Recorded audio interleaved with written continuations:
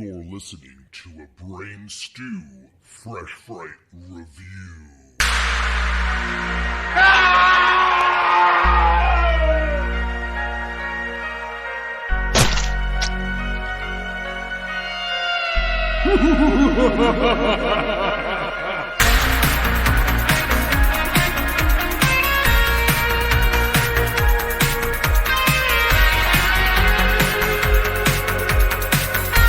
What's up, creeps? Prepare yourselves, because there will be no leftovers after this episode. Welcome to a brand new Epic Film Guys review. I'm Justin. I'm Jeremy. I'm BluBrry. And I'm Kellen. Yes, we are back. It's been a few weeks. Once again, we are slacking like a motherfucker, but we're here with the goods, the gory goods that is... For a full review of Eli Roth's Thanksgiving, what is it, Jeremy? 16 years and I'm waiting for this movie? Something like that. Something like that. Yeah, something along those lines. Yeah, you had it's been a long time. You had to do that, didn't you? But we are not doing this one alone. We have a very special guest. Jeremy, why don't you introduce our guest? He's been on the show before. He is an incredible human being. He runs an incredible podcast, Kellen's Petty Talk Show. And he's taken me to the Myers house, and he's watched me steal a piece of the famous Myers hedge and transport it home. You thief, my home state. What a thief. There's a thief on this show. So, yeah, my good friend Kellen is here. Kellen rocks, and we're ecstatic to have him on the show again. Every time we've had him on, people have loved everything you've contributed. So, welcome, my friend. Hell yeah, thanks, dude. Welcome, I'm back. Yeah, hell yeah. And this is actually true. Some of our listeners have reached out on occasion and sent me messages like, "Who the fuck is that Kellen kid?" And I'm like, "He's just some guy." They're like, "You should have that some guy come on again." I'm like, "Well, we plan on it when the opportunity arises." So, thanks so much. Thanks for having me back. Yeah, dude, for sure. This is the perfect movie to have you on for. You're the only one, so I'm pretty sure, based on your message that you sent, that you got to see this on 35 millimeter. Oh. Yeah, just last night, actually. Yeah, I wasn't even planning on it. Just a friend hit me up. He's like, "I'm gonna buy tickets. You want to go?" I'm like, "Sure." Yeah, at the new Vista, the Vista, the one that Tarantino owns now. Oh, it's the one they just. How was that? It was great. I mean, it kind of felt like how it used to, but it's just really clean and it's a good atmosphere. It's fun.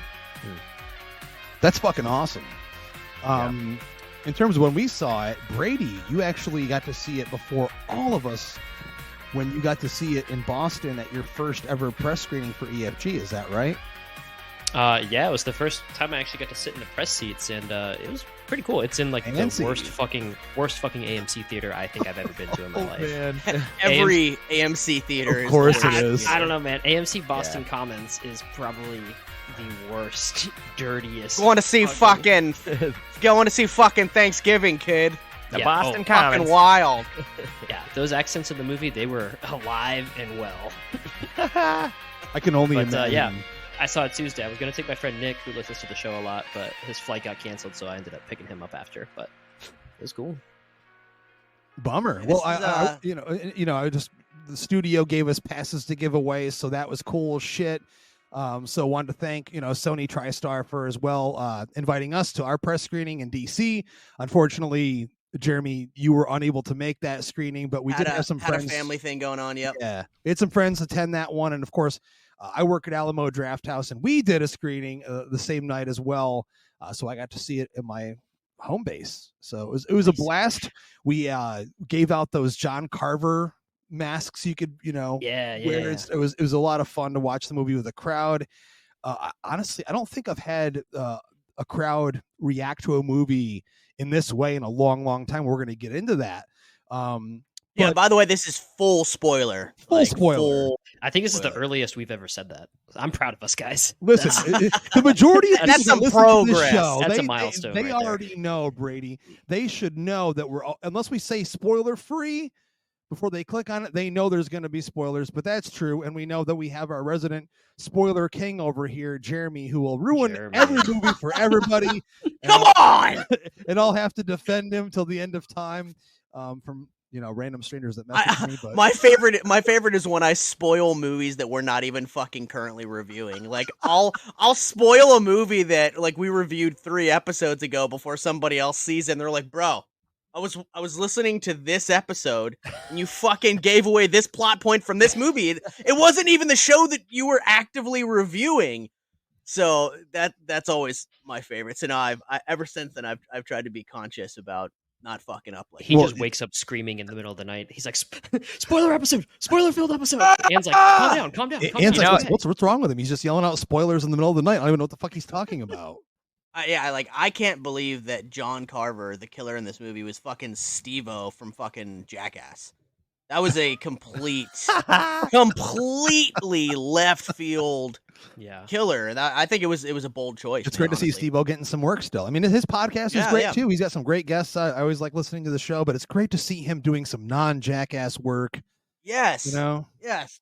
Perfect stunt guy for that. Absolutely fantastic work from Steve-O. But in all seriousness, for those uninitiated, I'm sure if you're listening to this, you've already seen Thanksgiving.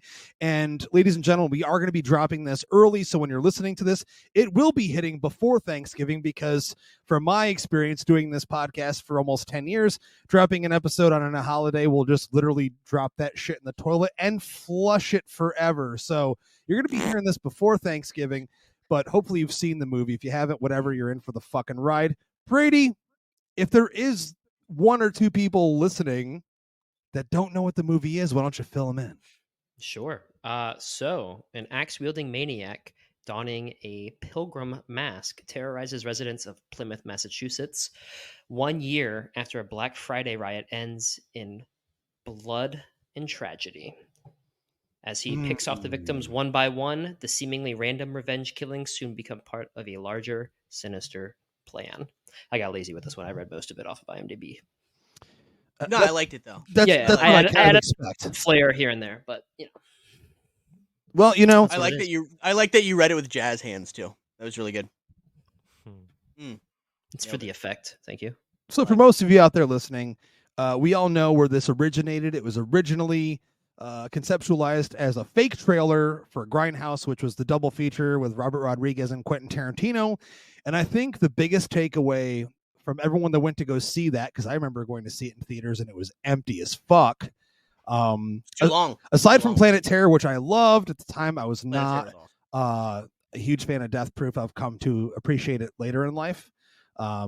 I think at the time I just really wanted to go get laid and go to the bar and get wasted after. It was just, you don't put Death Proof after Planet Terror. Just did not make sense. But but the faux trailers were such a huge talking point for everyone that saw it. And I think Thanksgiving was one of the most talked about for years and years. I mean, we have Thanksgiving themed horror movies. We do. Blood Rage being, in my opinion, the best that we have before this. But we've always needed something to fill that gap for the Thanksgiving time period before Christmas hits. And it finally happened. Jeremy, any idea why you think it took so long for Eli Roth to make this movie? I mean, he was doing a lot of movies with Quentin Tarantino for a while, and then I feel like he kind of ran the gamut with projects that he wanted to make. He wanted to make his Cannibal Holocaust, which was The Green Inferno. He did some studio projects. What was the Jack Black one he did? Was the Clock House with the Clock Walls? Yeah, which up until this point I honestly thought was his best film. I liked it. Yeah, I liked it. I haven't seen that one. I gotta check that out. But it's all right.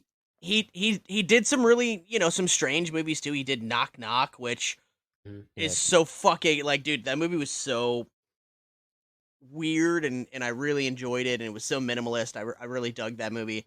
Isn't Keanu? And I honestly, yes, dude, and Ana de Armas. And then the way that I think that this finally came to fruition was I really feel like the studio, somebody sat down with him and was like, what do you want to do? Horror fans love you. What is a horror movie that you'd like to do? And I think that finally he was like, I made this trailer and people still talk to me about it. I feel like I could flesh that out and make that a thing. In my head, that is some how along the lines of how it all went down, where finally he was like, fuck it. I feel like I could do this and it would be good. And also, at the same Here we are. time, slashers are back in vogue in a big fucking way. So they're like, dude, why don't you make that thing into a real movie finally? I have to say before we get into initial thoughts, I'm so fucking glad he did. We got new slashers coming out all the time now, and as a slasher fan primarily, it makes me extremely excited to see new slashers, because for a while there we weren't getting anything, especially not in the mainstream. But the new Halloweens, the new Screams, that kind of opened the door. Then of course Terrifier 2, that stuff is putting the shit back in the mainstream, and more people want slashers. In fact, slashers are doing just as good at the box office for the most part as the haunted house film. So it's a great time to be a slasher fan. But for initial thoughts, I'm going to throw it to our guest, Kellen. Now, leading up to this movie, dude, did you have any preconceived notion or excitement, or did you have a build up for this movie, or was this something you fell into kind of like, hey, this is cool, it's a new slasher movie by Eli Roth, I'm going to go check this out? Well, this was a short film, right? I never saw the short film. But I've known about it, and I've known that he's been trying to make this for years, for a long time. And yeah, I was just excited for it. I feel like we were definitely due for a new Thanksgiving type horror movie. We have Thanksgiving and Blood Rage, but I think that's about it that come to mind, at least. But I fucking loved it. I mean, it's a total cheese fest. It knows what it is. It's not, trying to play any games with the audience. It's just a funny movie. It's got great kills. It's a great movie for the punks. You get like a Misfits song at the end, in the end credits. Like, I don't know. I thought it was a fucking riot. And, yeah, it was kind of fun trying to figure out who the killer was. I didn't really realize it for some reason on the first watch, but the second time you see it, it's a lot easier to figure that out. But yeah, no, I thought it was a blast. I do think like the last act kind of falters a bit with like the pacing, and I noticed that a little bit more on the second watch. The first hour is fantastic. It's just gold, especially with the whole Black Friday open. It's just fucking hilarious. I love that kill with the girl getting hit by the cart and her fucking scalp just sliding across the floor. That was great. Gina Gershon, yeah. Yeah, that's probably top 3. I would say the other 2 would be the garbage truck kill or garbage can kill where she gets pushed into the garbage can. That was great. And then they put their corpse on the building. That was cool as fuck. And I think my favorite kill was the windshield one where the guy gets just impaled in the face. And the blood 100%. Yeah, We'll definitely be doing a kill section on this review for sure, because it's like something. I mean, that's what you're going to see this movie for. In essence, you have to. But I loved it. Great to hear, Jeremy. I'll throw it back to you. Yeah. Because you're a Roth fan. I would have to say on the show, you're probably the biggest Roth fan out of all 3 of us. I really, really loved The Green Inferno. Like, out of all of his movies leading up to this one, like that was you're one out of 10 people in the entire world, Jeremy. I liked it. I'm cool with that, man. I've talked about it on the show before. I like films where people are put in impossible situations that seems like there's almost no escape, and them having to find a way out of it. Like, I don't know, there's just something about that trope in a movie that I'm like, this is my shit. I really fucking love this. So I loved Green Inferno like a lot. And I remember going to see Grindhouse when it came out. Was it 2007? Was that correct? 2007, Justin? Yeah, that sounds right. I remember going to see that, and the trailers fucking excited me, man. So like, we ended up getting Machete. We got 2 of those movies, all spawned from a fake trailer. So, of course, that got everybody talking about, well, fuck, out of all the fake trailers, what would you want to see, all the horror fans, what trailer would you want to see get turned into a feature next? And for me, I've always loved slasher films. It's one of my favorite, subgenres in the genre. I loved it, dude. The trampoline kill in the trailer was so amazing. So when it didn't happen for so many years, it was one of those things where it's kind of like another Nightmare on Elm Street, where I'm just like, you know what? Enough time has passed that it's okay. I've let go. If something happens one day, cool. I'll watch it, of course. But Like, I didn't have any type of excitement when it was like announced. It was like, oh, like he's doing Thanksgiving, and I was like, oh, that's cool. But like, had they announced this shit like anywhere from like 5 to 6 years after Grindhouse, I feel like my excitement level would have been like, I would have just been walking around Target with a rock hard cock, and the people would be like, Oh. what's going on? What's going on? And I'd be like, they're fucking making a Thanksgiving movie, kid. You'd be walking around with a fan-made Thanksgiving shirt before the actual merch comes out. Dude, exactly. Exactly. Wait. So I've seen this trailer then. So it was a Grindhouse trailer. It wasn't a short film. Correct. That's right. Correct. It was a trailer for Grindhouse. Yeah. Okay, so A I faux have trailer. seen it. Yeah. I just completely forgot. I turn around, I knock a fucking display over with my fucking hard penis, and I'm like, Thanksgiving's coming out, You're kid. scaring Yourself a lot of kids. The credit cops there. are getting called and Just shit. giving yourself a lot of credit. And someone's like, dude, seriously. It was a small display. So like, you know, I watched the trailer for the actual film like one time, and I was like, cool, I'm sure it's Eli Roth, I'm sure it's gonna be good, I'm sure it's gonna be fun. But even still, I wasn't like, oh, this is like on my most anticipated list. I can tell you that when I sat down to watch this movie, the first 10 minutes of this movie, I really liked the characters. I thought they were all unique. None of them were necessary. Like, some of them had some of the tropes of like slasher movies. It's like, all right, you got the token black guy, you got the dumb jock kid, XY, but like there was something endearing about these characters enough that they weren't cardboard cutouts 100%. of these tropes. So immediately I really liked the characters. And then when the Black Friday scene hit, I knew like, holy fuck. If it can stay this wild the entire movie, then this is going to be a force to be reckoned with. And the one thing that I found really remarkable that Eli Roth did with this is that, like, were there, you know, like Kellen, you had said that it's a lot of it is a cheese fest. What I found really interesting is that he could have really delved all the way into that, but there is a fine balancing act happening in this movie where it's like, yes, there is moments of camp. Yeah. Yes, there is moments of comedy, but then you also have a legitimate good whodunit slasher movie that is played very straight, very serious throughout. You know, and then you've got people wearing, you know, turkey costumes getting decapitated and people getting chopped in half from dumpsters and a lot of ridiculous stuff too. But I was really impressed with the fact that he could have gone all in camp and just made this a super fucking campy slasher movie through and through.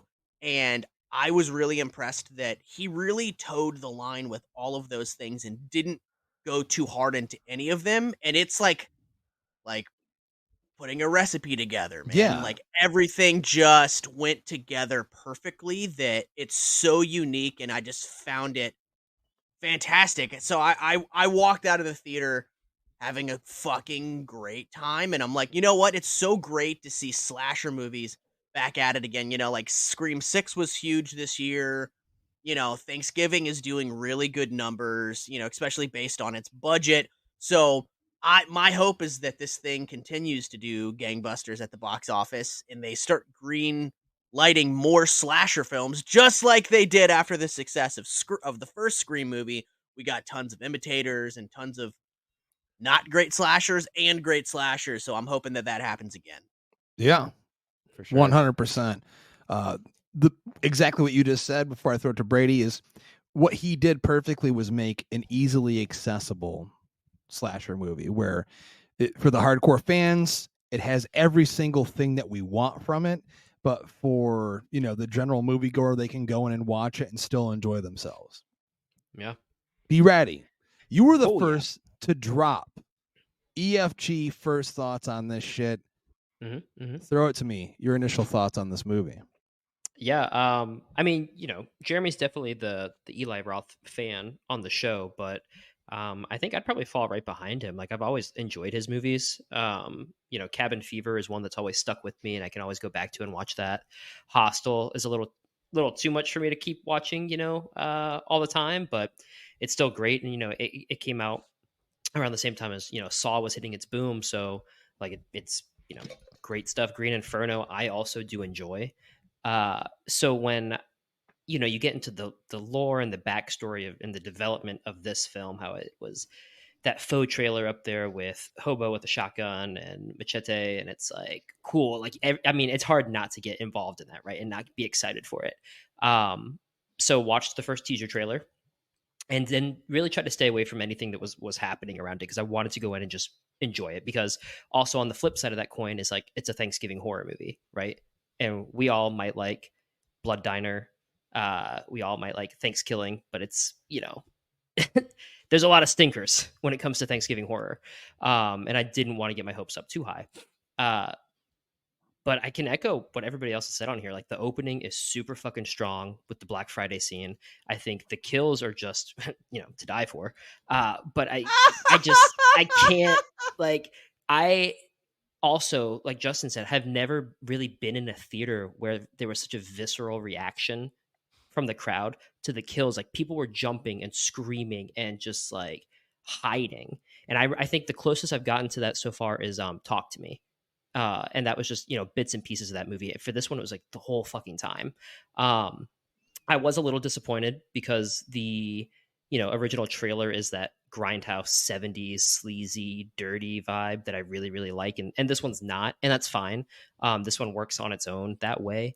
But it is a slasher through and through, and it's a slasher that's going to go on to be a cult classic. I mean, it's got, the classic whodunit of Scream. It's got the I Know What You Did Last Summer vibes. It's got the Black Christmas vibes, the April Fool's Day. Like it's all wrapped up and it's put together so well, and it mixes in that humor where it's not like going off on these huge tangents where like it's like not believable, like it's chaotic at times, but it's a fun chaotic, and it's an almost entirely believable chaotic to me. So I really, really enjoyed it coming out of the theater. What about you, Justin? Oh, yeah. I've been holding my dick this whole time, hoping it'll stay hard. I mean, this movie is part Scream, part My Bloody Valentine. Two of those things rang true so hard for me. This is definitely not a 1970s exploitation styled slasher movie. This is most definitely 90s slasher at its core. But it's interesting because in interviews, Roth recently came out and they asked him about comparisons to Scream, and he said something along the lines of like, hopefully this will be like a new Scream for a new generation.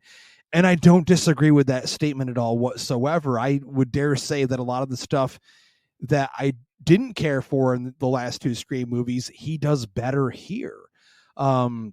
These kids feel real, but at the same time, they are super caricatures of, the slasher tropes that we've seen throughout all of the history of the genre. We have mean-spirited, brutal fucking kills. And I don't know about you guys, but aside from Terrifier 2, because I think me and Jeremy, we talked about this pre-show a little bit, it's kind of like, if you push that out of the way, because it's kind of hard to compare anything else to that. It's a mega slasher. It's kind of in its own category by itself. But for an easily accessible mainstream slasher movie, this movie goes hard. I mean, we see intestines. We see people getting their heads decapitated. We see tons of fucking gore that we don't see in any other slasher movies getting released in a big way, especially not by a studio like Sony TriStar. Roth goes for the throat, but still, as Jeremy said, gives endearing characters that you could root for. We have, I would dare say, one of the best final girls in a new horror movie in a long fucking time with Jessica. I loved this character so much, connected with this character. There's not much to dislike about the movie. Now, what Kellen said about not knowing who the killer was, I knew before I saw the movie, and not by reading anything. I just immediately was like, dude, if they're not the killer, this makes no sense to me. Because as the movie progressed, I was like, it's not the current boyfriend or the ex-boyfriend. That would make no sense to any of this. It's got to be an outside party. So I either expected who or someone we hadn't seen yet, like a surprise character. But all in all, and we're going to get into it right now, we'll kick off with that first scene, Black Friday. Mhm. The movie has such strong opinions about consumers and how we are as Americans on holidays that are supposed to be precious to us, spending time with family, and instead people die. And what he's doing in the movie is showing reality, because this is something that has happened time after time over the years. Black Friday, or the Thursday before, people leaving the Thanksgiving table like, nah, man, I gotta go get that TV at fucking Walmart because it's like $300 off, and people are getting badly injured or dismembered. And in this case, he takes that literally, and we see one of the most enjoyable sequences out of any horror movie in a long time. Now, make no mistake, we did see something similar to this in Michael Dougherty's Krampus. We got to see something like a precursor to this, but nowhere near as fucking brutal as this. What did you guys think of this? I loved it. I loved it when the girl was like, "Suck my dick." Yeah, I really thought, like I said, it was strong, and I was a little worried once I started hearing Boston accents getting thrown all over the place. But once they actually started getting into the actual dialogue, I was like, oh yeah, that's what you hear up here. Like, that's exactly the banter you hear when people are just like drunk, upset. But in terms of like this idea of consumerism and, Black Friday, like you said, you're leaving the table early. Roth has given a couple of interviews where he talks about that, and he's also from Massachusetts, so he's a native up here. But he's like, I keep, November 1st, your phone's blowing up with Black Friday deal this or Black Friday deal that. And he's like, I wanted to make a movie about how Black Friday bleeds over, and this idea that we all say we're thankful and then just run out and trample each other for electronics and waffle irons. And then he's also gone on in other interviews too, where he's talked about like how he wanted to write this as like, there's no middle class anymore, right? So like behind that consumerism is that, there are people who literally could not afford to get gifts for their families unless it was for Black Friday, right? And then all these companies know that, so then it's these huge deals, and like it all makes it even so much more believable, I guess, So I liked it because I was like, yeah, this could fucking happen. Like, people are animals when it comes to shopping, and they don't give a fuck in general usually about other people. So like, how many times have you walked in a grocery store and somebody just comes around a corner and hits you with their cart, and it's not even Black Friday, and then they look at you like you did something wrong? So, Yo, one time I hit my mom in the fucking ankle with a cart, and I would love to hit my mom in the ankle with a couple carts. She was like, she was freaking the fuck out.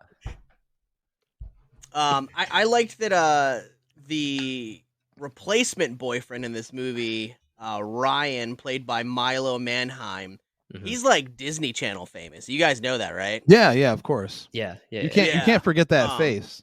He still has the same face, man. Yeah. Which guy? I'm looking him up. He the replacement boyfriend. So there's the boyfriend in the beginning, and then the dude who ends up dating her later on in the movie. The guy that pushes the coat off.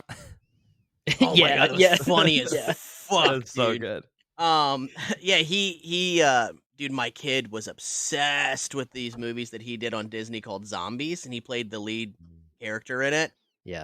Dude is super, super talented. So I was like, I know it's hard breaking out from the Disney mold when you're in it. So I was stoked that not only was he in this, but he was really fucking good in this. The cast, I feel like, worked so well all together, man. It's such an ensemble cast. But before I even say anything else about the Black Friday thing, Lynn Griffin from Black Christmas, from Curtains, was in this movie. She was the grandma at the kitchen table in the beginning of this movie. Yeah, fucking Jeremy.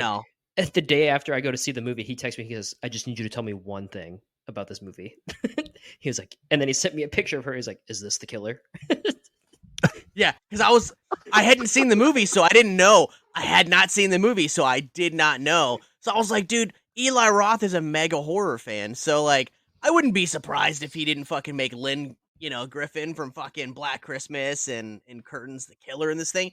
But like, also like, low key, this convention that's local to me that's really great. It's a throwback horror convention, Creature Feature Weekend. So they announced John Carver from Thanksgiving is appearing at our convention, but we're not going to name the actor's name until after the movie comes out. So me selfishly, I was like, dude, I hope it's fucking Lynn Griffin because I want to fucking meet her and get her autograph on my curtains poster. And spoiler, it's not Lynn Griffin. Nope. And what you're gonna get, Jeremy, is a stunt guy. Yeah, it's the stunt guy that which is pretty common practice. It's like, dude, there's Matthew Lillard and then there's Skeet Ulrich that they showed up in the finale of Scream as they were like, we're the Ghostface killers. It's like, nah, Dane Farewell and Lee Waddell were actually the stunt guys in the movie. But I'm glad to see these guys they're making their money. They're the ones that did all the hard work. They were in the costume. Yeah. All the iconic shots of the killer, and that's like people getting, fucking Matthew Lillard and Skeet to sign fucking Ghostface shots from within the movie. It's like that's not even them in the costume. Right. Like that's a stunt guy right there. So I'm glad these stunt guys get their come up. I mean, that was the next thing I was going to bring up in the movie, and we can go through it as we do. But fuck me. When was the last time we had? I mean, again, I'm pushing Terrifier out of this, but when was the last time we had another iconic slasher villain with this imagery, this presence, a formidable foe that is terrifying on screen? Like when I first saw the images of The Mask, I was like, okay, I'm cool with this. I'm not fully behind it. I like the idea. Yeah, they're wearing another fucking jumpsuit, so it looks kind of like it could be any other whatever Harry Warden fucking, Rosemary's Killer, Michael Myers, Jason, you name it. But in the context of the movie, that silhouette of the hat and the shape of the mask and, especially the pitchfork. I mean, I like that this villain uses different weapons, and it's not just the same old, tiny little knife in the hand, Ghostface stab in the chest. We have super interesting kills here, super creative and super brutal, but just the villain themselves. I mean, it's something that you don't forget, especially that face. Harry Warden, because there were so many shots in this film where the killer is, chasing someone down, and just that very physical performance of brooding walk. Like I was like, man, this reminds me just like of my Bloody Valentine. And I was like, this, like I'm watching that. And like same thing with some movements. I was like, yeah, that's Ghostface, or some it's the Fisherman. Like they did such a good job in casting and then going through the performance to like really throw that to the forefront of your mind and be like, wow, I'm watching like a 90s slasher. Yeah. Yeah. Mixed with, and this is what I love about it. It's a 90s slasher, but mixed with the brutality of an early 80s slasher. You know what I'm saying? Yeah. Because the thing is, I love my 90s slashers. It's one of my favorite genres. I love Valentine, Urban Legend. I know you did last summer. Of course, all the Scream movies. But the thing they skimped on was kills because they wanted them to be more easily accessible, even more accessible than they do now. So they wanted suggestion rather than kills, brutal kills. And those of us that love the early 80s stuff, I mean, it's just we're there for the gore, man. And Savini kills from the 80s. Especially this movie definitely reminded me a little bit, I see a little bit of the Prowler in there too. With that style. And I was like, I love how they married those two things together, because I was like, it's the best of both worlds, right? You can't really beat that. No, you can't. I gotta say too, like there were so many creative kills in this one that I loved, but the kill that made me like queasy and wince is when they're all at the Thanksgiving table at the end, and he's going around being like, you gotta say what you're thankful for, and it's Evan's head with the fucking Or when he cut the girl's leg, that was crazy. That was disgusting looking with the like kind of slimy looking. And then dude, when he when John Carver took the wine cork and popped it in the chick's neck, and then like the blood started coming out, and he put the wine and he shook the glass and he set it down and he said, "You're gonna want to let that breathe for a minute." Dude, our entire theater laughed at that line extremely hard. Oh, dude. So for me, the greatest scene in the entire movie with the killer John Carver was when he had everybody sitting around the table and he's talking. Mm-hmm. And just how calm he was. Dude, it was like doing a this. cooking show for QVC or some shit. Promoting a product. It was hilarious. It was so fucking awesome, dude, and scary that he was just very nonchalant as he's going around and he's just like, now you're going to eat a piece of your wife. Like, I don't know, like I loved it, and that especially felt like some 80s slasher to me, man. Some Happy Birthday to Me type shit. Yeah. Like Little details. Yeah, dude, that's probably my favorite scene in the movie was the Thanksgiving dinner scene. And I'm glad that Roth was like, yeah, we're going to have the killer abduct all the remaining cast and then set them up around. Well, Jeremy, to your point there, not only is that an amazing scene and is it entertaining, but that shows the power of the killer. Look what he just did. And he could have killed them all. He brought them in to torture them, which Roth has been known to do torture perfectly. I loved that he had them all like fucking tied up at a table, and he's literally slicing the leg of like basically a deep fried human being, that he cooked like a fucking turkey, which that character by themselves, you wanted to see them get cooked like a fucking turkey the whole movie, because you're like, this is a truly bad person. So dude, they're comeuppance.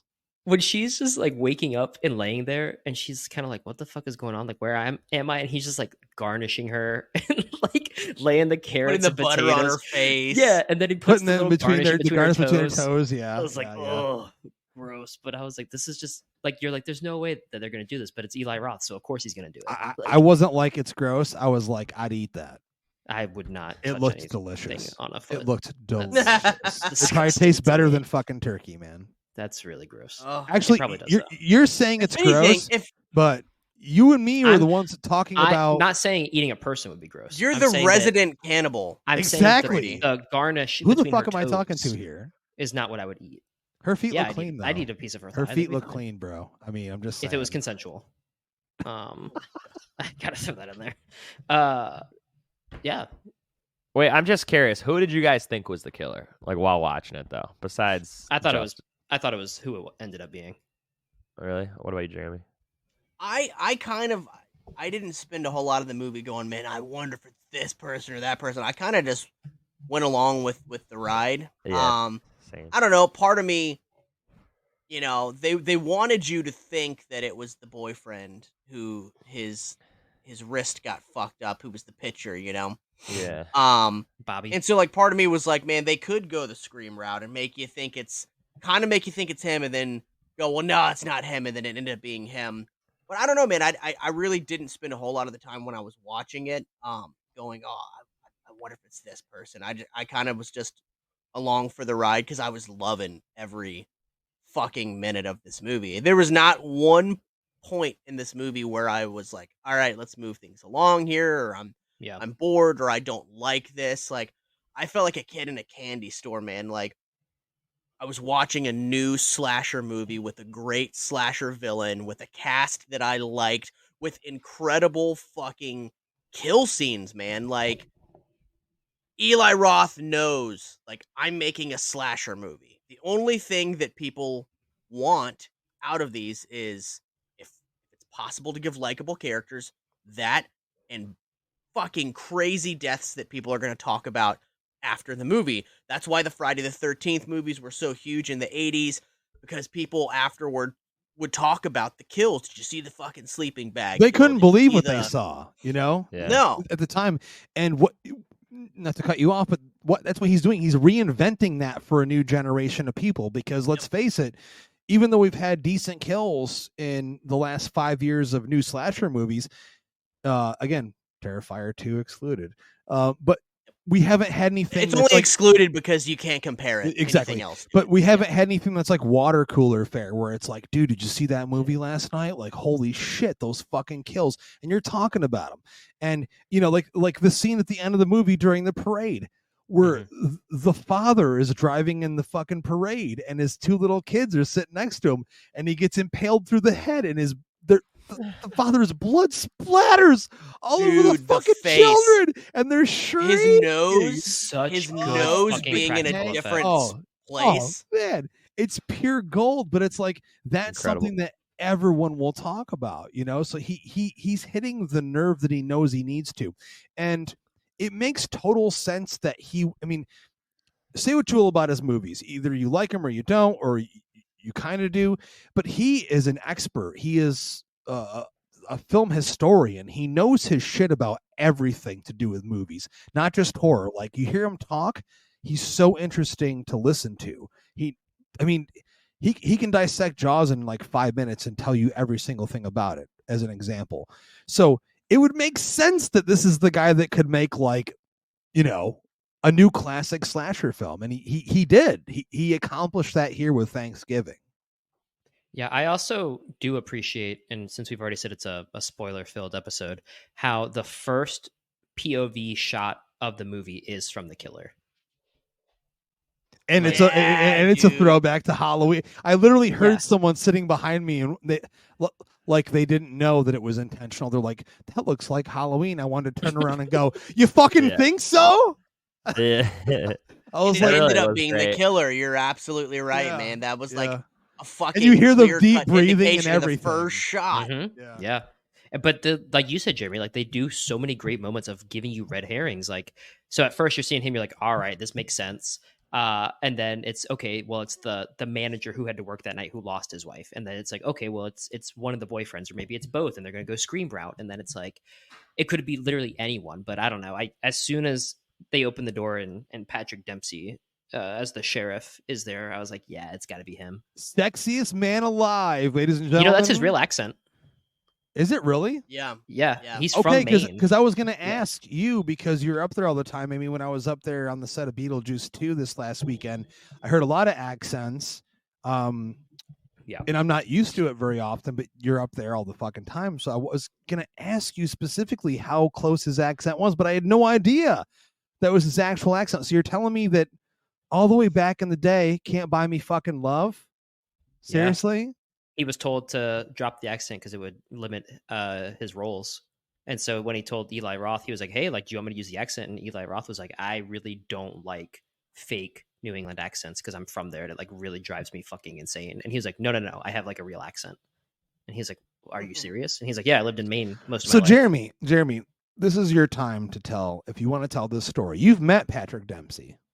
I have on, like, our listeners hear me tell stories often where I meet celebrities. Most of the time it's because I planned things out and I make it happen. This time was pure coincidental. I'll tell, a very shortened version of the story, but my cousin and his wife, they got married in Utah at a ski resort that is a very, very popular hotspot for celebrities to vacation. And it just so happened that Patrick Dempsey was vacationing with his family at the same time my cousin and his family was getting married. So I met him. I was at the ski resort. There was a restaurant, like a 5-star restaurant. And so we go there for dinner, and there he is. And he's standing by himself. And so I was like, oh, fuck. I just wanted a picture with him because I didn't know he was going to be there. So I walk up and I just said, hey, Mr. Dempsey, my name's Jeremy. I'm a huge fan. And I said, I loved you in Scream 3, to which he laughed. I'm sure out of everything he's done, I'm sure he appreciates the fandom now. But at that time, this was, over 10 years ago. I don't know that people were just approaching him like, I fucking loved you in Scream 3. But he was like, yeah, oh, you better have so much. And so I said, can I grab a picture with you real quick? And he said, look, man, I would love to take a picture with you. I really would. He goes, but the moment I take a picture with you, I become the shopping mall Santa Claus. Yeah. And people are going to see it. And then he said, my family's about to walk in And then I'm going to be sitting at the table with my family, and someone's going to walk up and want a picture. And then another person's going to walk up. He was like, how about this? Can we shake hands? And I was like, oh, absolutely. Shook his You hand. said, "Can I take a He was picture like, of your hand?" Can I take a picture of your hand? I just lick it. Ew! So, Stop it. Just motorboating Patrick Dempsey's hand. I would. Yeah, he's like, what? He's like, I what mean, is? I think we all I would. So, shook his hand. My dad's all funny. My dad was like, I love you, Dr. McDreamy. I was like, oh my God. Good old Dean. So anyway, what's to end this story, what's even crazier is the next day, my cousin's wife and her bridal shower is outside in the snow taking their bridal photos. Like out of a fucking 80s movie, just like Patrick Dempsey was in many of. He walks up off of this ski slope, takes his ski mask and hat off, still has fucking perfect hair, shakes his beautiful fucking hair, and they're like, oh my God, that's Patrick Dempsey. And so they asked, they said, would you come take a photo with us? And he was like, no, this is your special day. And they were like, yeah, that's why we would love a photo with you to make it even more special. He was like, okay. So he took a photo, basically crashed their bridal shower photos, right? The photos are amazing. He ends up going on the Ellen DeGeneres talk show, and they had reached out to my cousin, and they were like, hey, we're having him on the show. We want him to talk about crashing your bridal photos. Can we have the photos from the photographer, and do you give us permission to do it? And they were like, yeah. So there's literally pictures of my cousin's wife and Patrick Dempsey on the Ellen DeGeneres show. So that was my Patrick Dempsey experience. That's pretty good. Yeah. You should have just taken the picture with you, though, if we're being honest. Yeah, dude, there was a lot of people in there, and I don't fault him for being like, dude, the moment I do this, it's not going to stop the entire time. Like, and he was, and like literally his family wasn't there when I asked him, but he had told me, he was like, my family's about to be here any second, and like, it's going to be a thing. So I guess. I understand. I understand. I understand Justin too. would say. I understand. There it is. Too. I understand. I think that's probably got to be the best part. One of the best parts about this podcast is how it's all come back around to now Justin is making fun of himself. I understand. I'm not making fun. Listen, apparently I say it that way. I don't fucking know. All right, whatever. Listen, I do it sober or slightly intoxicated. Also, I apologize. Like, because I live in New England, we have central heating, and I'm sure you can hear it sounds like fucking gorillas in the mist up here right now. But like, it's I have no control over this, so I'm sorry in advance. I At don't least hear you anything. guys can't say you can't hear me, right? Well, it's almost Who's that like behind you? you're cooking a human. You know.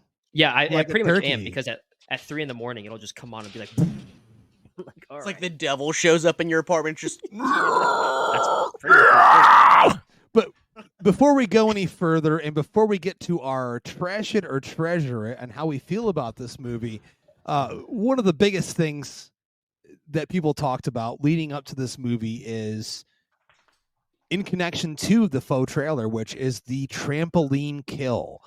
Jeremy, the original, the OG motherfucking trampoline kill, the knife goes where?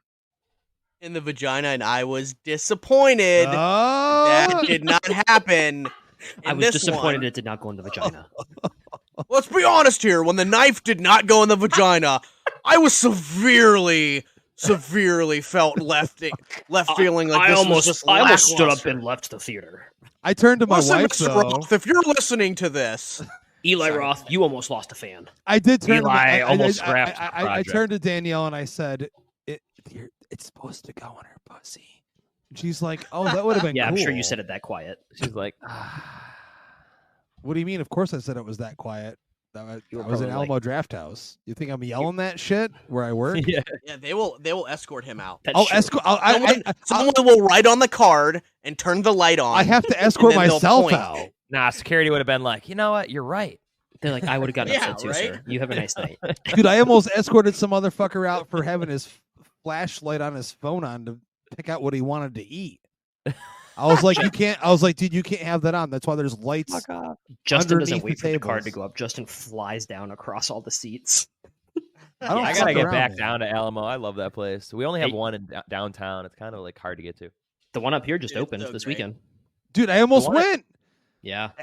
Well, our listeners will find out about this eventually, but after I met Tim Burton, someone was like, "Oh, dude, the new Alamo opened down the street," and I knew that because someone had posted about it, and I'm sure they're running my program there too. So I was like, "Oh, I should go say hi." But I was like, I'm literally dead man walking. So it's in Seaport, so it's in a good location. How far? Sorry. No, go ahead, Kellen. Do they do all the nice like Christmas concessions at your Alamo? With the Justin, that's for you. Yeah. Christmas concessions, like the foods. Oh, of course, yeah, man. We do different holiday stuff for every different season. Yeah, like right now we have our peppermint shake, which is one of my favorites. We have the version with the schnapps in it and stuff. Of course, yeah.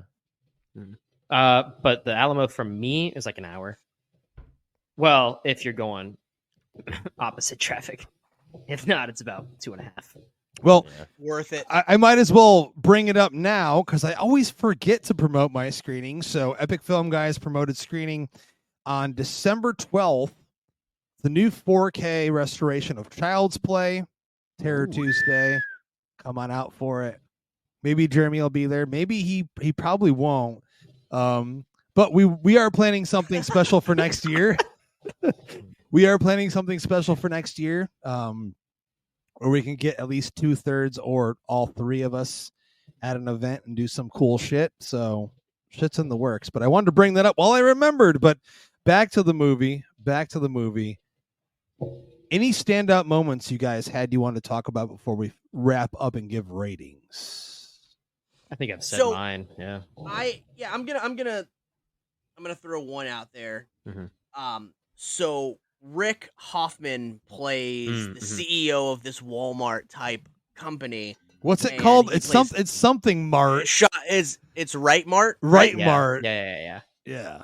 And then like they were like all the signs say not Fight Mart or some shit like that. Yeah. But yeah. So Rick Hoffman, he played Thomas Wright, and he was in one of the Hostel movies too. So he must be boys with Eli Roth, but he was in Suits too. There you go. He's an incredible actor.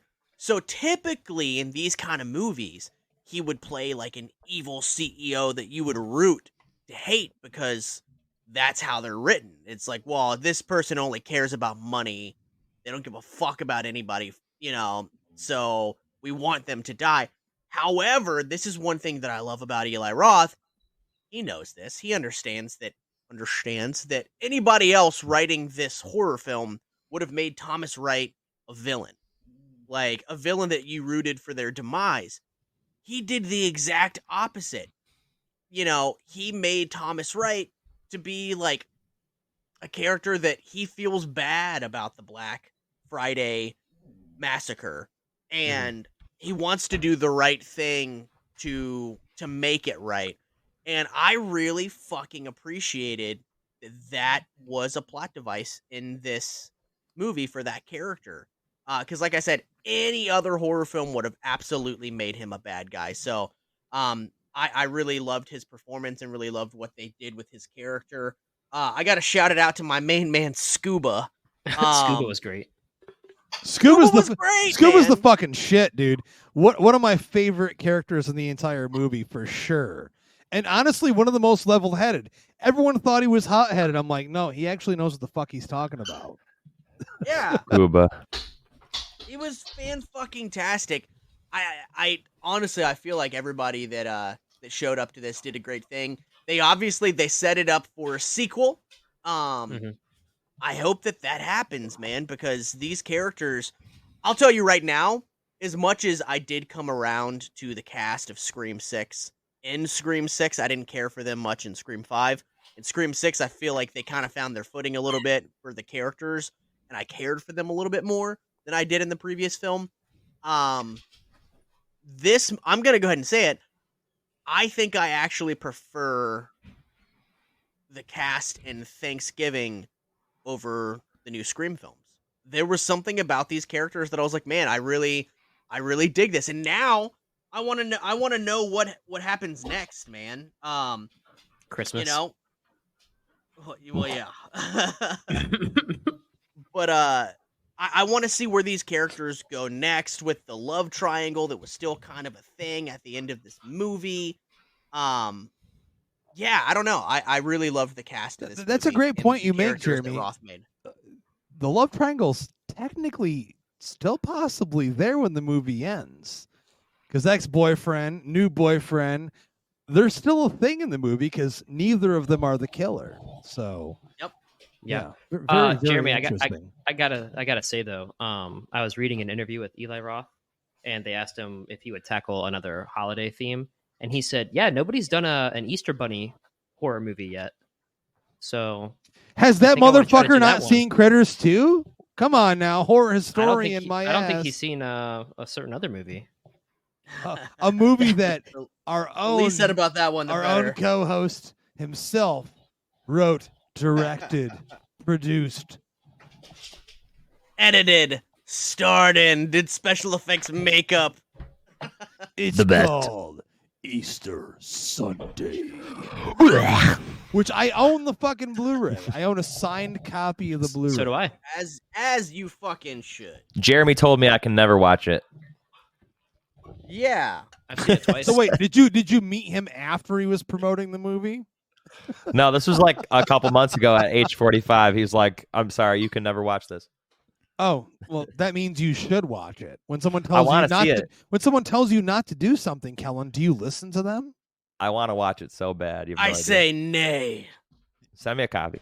I say good day, sir. I'll do it. I'm I will do it. So excited. yeah, I mean, so let's get the cat out of the bag on the killer reveal. It's the most sexiest man alive. Patrick Dempsey. man.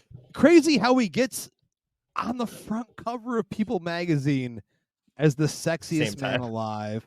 Yeah. The week before Thanksgiving releases in theaters. Fancy that. How soon do they know that they're like the vote? Like, did they know the week it comes out? I don't Like, that know, the but sexiest man alive? Brady, I asked you this, and I'll ask Kellen Oh, this. okay. Is he on? Is he on like some like?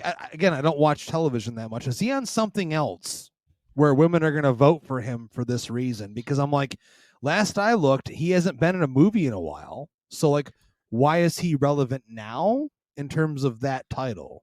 Anyone know? He did like a weird porn. No, I'm just kidding. Oh my god. Come on, come on. What? No, but I did see the magazine in the store, and I didn't even realize that. I was like, wait, sexiest man alive. This was like the day after I watched Thanksgiving. Yeah. So Okay. Yeah, weird. I mean, they said he stayed off the radar mostly since he left Grey's Anatomy back in 2015. Oof. Oh, that's almost 10 years. Yeah. All so right, I don't well, know how, I don't know how he stayed relevant. Good for him. I can attest to this. He's still sexy in the movie. Even with that cop outfit on and everything. I mean, he lives up to the name, he lives up to the title. And he plays a fantastic killer in the killer reveal. We know he's not the guy under the costume for sure. But And he bakes. He bakes. yeah, he does. He bakes. He bakes. He The does. pie didn't look that good, but And- he baked. and- He's still a man that can bake. we know the reasoning behind his reason for revenge. You know, he was banging his buddy's wife, Got who her was about pregnant. to leave her husband. She was Yeah. knocked the fuck up, and he's She like, got "Yo." knocked the fuck out. She got her shit right. She got her fucking scalp slid across the floor She in that got a shitty chin ass check, that's for Kmart sure. wannabe store. That scene was actually very disturbing to me because she was like helpless the entire time. I felt terrible. Well, you know During when she that wasn't scene. helpless, That when she was was on pretty her rough, back getting man. porked by her. Oh, lover. come Yeah. on. A little What I'm insensitive there. Maybe I'm saying there's some karma involved here. I don't know. What about the dude that got his fucking wrist like fucking stepped on? That looked He was just a terrible. little- he was Oh, just a little Bobby? bitch. What, dude? like, Hey, listen, he was a big star up until that point. So, and he was a nice guy actually. So, to be honest with you guys, that one hit harder, I think, because he went to go hang out with his girlfriend. He knows that she thinks that her new stepmom's a bitch, which she definitely was. She deserved to be fucking turned into a human Cooked turkey. alive. Yeah, she did. She did. But Bobby was a great character. And I loved him as a red herring because you put him outside. We talking about Bobby Boucher? No. Well, this is baseball, but Mama said. But for real though, I mean, he there was nothing that everything he wanted to do in the opening sequence was protect her. He was a good guy, so yeah. I mean, that's how his hand got hurt. He tried to go save someone. He tried to go save the security guard under the door. Yeah, which I would have been like, "Fuck that! I got a baseball." Dude, yeah, there was career so on the much line." There was so much fucked up imagery and things happening in that point where you just felt so terrible for people. Yeah. And honestly, I wanted to have this open conversation with you guys at least very quickly because especially Brady and Jeremy, you guys worked retail, grocery stores. I mean, you guys have seen this shit for real. We both got out that game though, dog. I'm saying, but you guys have experienced people acting a fool and going nuts over deals or just being dicks and stuff.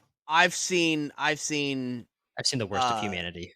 It all. Oh, for sure. If you work in any retail store around the holidays or during a pandemic, you're gonna see some of the worst shit ever. I've seen people get spit in the face, punched, pushed, slapped, fucking dirty underwear thrown at them. That's not an exaggeration. Yeah, man, there, was a lot of that super hyper exaggerated? Maybe slightly, but it's honestly not too far off from how fucking insane people can get at these things. Yeah. Well, yeah, it was never out of the realm of possibility when I was watching it. I was like, yeah, I could see any situation that I encountered in retail on Black Friday going into this. Yeah. I mean, fuck, just going to where you guys, or Jeremy, where you live now, like the mall there, Potomac Mills, good God. Like trying to go there on Black Friday is in fucking insane. No, you could not pay me. You could be like, hey, I'll give you $200 if you go to the mall and spend 3 hours there. I had to work there on a Black Friday once. It was awful. No way, dude. No way. Yeah. Anyways. Yeah, you know what's another classic Thanksgiving scene from a movie that we totally forgot? Like the most elite one is fucking Scary Movie 2. I haven't seen that movie. The hand and the mashed potatoes. Yep. That if you watch that before you eat, you're just not going to eat. So gross. Chris Elliott, man. Disgusting. All right. Chris Elliott. Throwing it around the horn. Ladies and gentlemen, we're down to the dirty. We're going to go on for final thoughts and trash it or treasure it. And we'll start with our guest, Kellen, who was cool enough to join us this evening for this review of Thanksgiving. Your final thoughts, and if you're going to trash it or treasure it. Thought it was fucking trash. No, I loved it. Treasure, of course. It was great. Probably the best horror movie of the year. Is there anything that was close to this? I can't even think. I honestly, for myself, I'll just speak out loud now. Talk to Me was my favorite, and this is probably this probably surpassed it slightly. Just for me, it's right up there with Talk to Me. My top 5 for this year, it's going to be tough because my top 3 are going to be tough for me. Don't announce it yet, Jeremy. Don't ruin it yet. Dude, no. We're doing an episode on it, so No, I'm not going to say anything. Yeah, man. Talk to Me was fucking fantastic, and this one, I love that one. Kind of excited me like that movie did in the theaters. Yeah, for sure. So definitely I guess I'll jump in. Shit, you trashed or you treasured it. Yeah, I'm also gonna treasure it because this. If you would have given that, the way that I look at movies sometimes is, I fell in love with movies at a very young age, and specifically horror movies at a very young age. If someone would have given me this movie, right? Like if somebody stole it from right now and traveled back in time to like 1992, 1993 and was like, here, watch this, but it doesn't come out for shit ton more years. I would watch this and be like, this is my favorite fucking movie ever. Nothing's ever going to beat this. Like, right? I would this movie would have fucking blown my child brain. So yeah, man, I loved this movie. It's the reason that I love the horror genre is it was everything that I love about the genre in general, from the over-the-top kills to, you know, the setting to how the killer looked, man. Dude, John Carver looked rad as fuck, man. It's been so long since we had, you know, I guess Victor Crawley was the last, like, new slasher icon outside of Terrifier that's like, dude, okay, cool. This villain looks super cool and is a force to be reckoned with. I really fucking dug it, man. I'm gonna treasure this because I do treasure it, and I can't wait to watch it again. Yeah, I guess I'll jump in after that. You know, I'm just gonna fall in line, and if it wasn't obvious before, like it's definitely a treasure for me. As somebody who, you know, I love 90s slashers, and I know I came to horror late, which I always talk about, but like Eli Roth talks about how, you know, some of these ideas and the kills were even come from when he was like 12 years old, and like that's what feels like the whole movie. Like this is something a fucking 12-year-old would make, like a 12-year-old horror fan would come up with these kills, but like that's what makes it so great, because that level of joy and excitement and just like terror at that age just transcends into this. And like I loved it, loved the characters. I loved the kills. I thought the setting was so fresh and so cool. And yeah, the imagery of John Carver and that mask is fucking terrifying. And the fact that it is like another ghost face to me, where it could be anybody. Like you don't know who it is. Like it's so nondescript, but yet still is this fucking figure that you're like, okay, like this, I know I should be scared of this. Yeah. So all around, just great fucking movie. It, you know, if we're going back to the Talk to Me thing, I think Talk to Me might still edge it out. I don't know. It's still out on that, but it definitely was a movie that I like have to recommend to everybody and be like, this is just fun. Like if you want to go see a fun slasher movie, just go see this. So for me, it is a treasure. Absolutely. And there it is, ladies and gentlemen. And of course, I'm falling in line because I just had my Slim Jim. Yeah, brother. It's gonna be a treasure. Gobble, gobble, motherfucker. Listen, you know, slashers are my favorite, and this movie gave me the fucking goods. John Carver is a horror icon, as I tweeted 2 days ago or some shit, and it went like viral or whatever nonsense. I don't know. Who knows? I just tweet shit and see if it hits. If it does, it does. But thank you to the Thanksgiving official Twitter page or whatever for retweeting my blurb on the movie and all that nonsense. I loved this fucking movie. Absolutely adored the shit out of it. I want more of these. Give me Thanksgiving 2, 3, Fuck 4. yes. Yes. Yes. Seriously. Thanksgiving in space. Give me them all. There's no Fuck reason yes. why we shouldn't or why they can't. So keep doing them. I really don't want to hear this nonsense that Roth can't direct any more of them. Dude, for real. I know how important you think you are. This is your best movie I've ever watched. All right, you got characters. Hold on, now. he said he won't do anymore? I'm just saying in general, like, he may want to step away. You know, He hasn't said anything like he's that got to yet, make though. he's got to make be more. producer, whatever.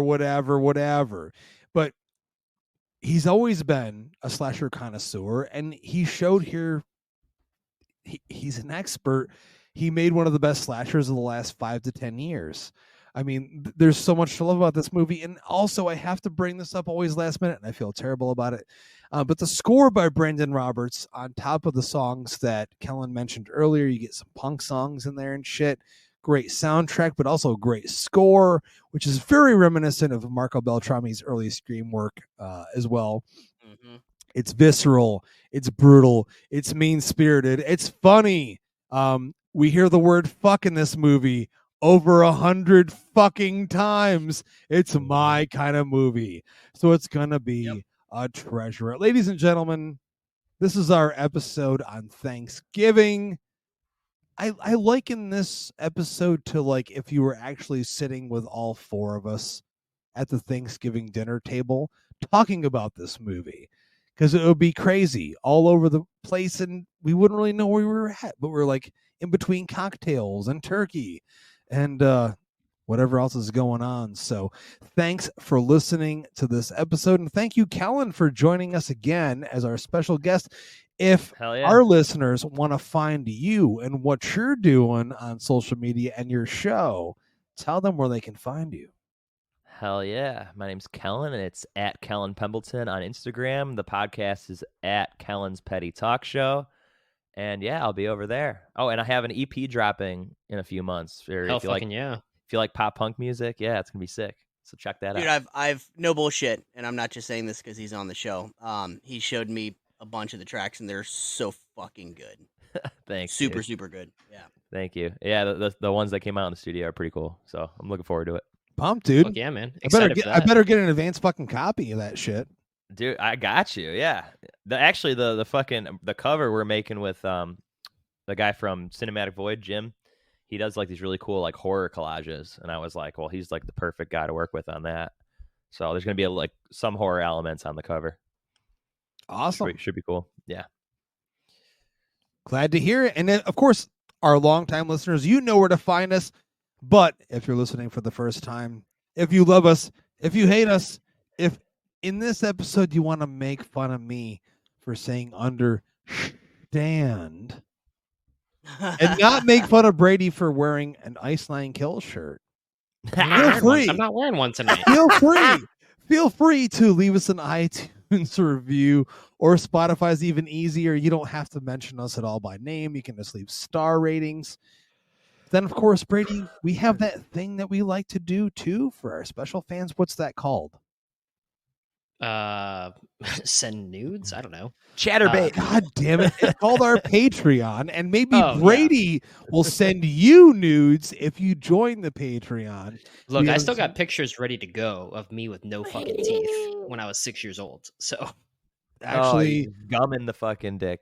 yeah. I remember everyone wanting those. But ladies and gentlemen, as we're dropping this episode before Thanksgiving, we just wanted to wish you all, I think together, right, guys? We wanted to wish all of you guys listening a happy Thanksgiving. Happy Thanksgiving. Oh, I thought we were saying it together. No, it's okay. Oh.